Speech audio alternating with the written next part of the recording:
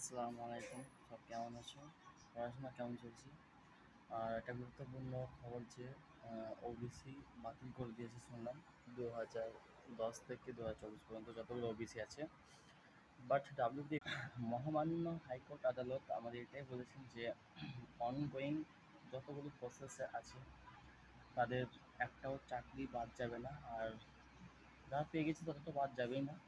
আর যেমন তোমার ডাব্লিউবিপি বলো, কেপি বলো, আর গ্রাম পঞ্চায়েত ওবিসি, গ্রাম পঞ্চায়েতে ধরো যে ভ্যাকেন্সি আসছে, যদি ওবিসি সাবমিট করে থাকো তাহলে কোনো রকম অসুবিধা নেই, নিশ্চিন্তে পড়াশোনা করো। ওবিসি তোমাদের বাদ যায়নি, এর পরের থেকে বাদ চলে যাবে। সেটা দেখা যাক কী হয় হাইকোর্টে।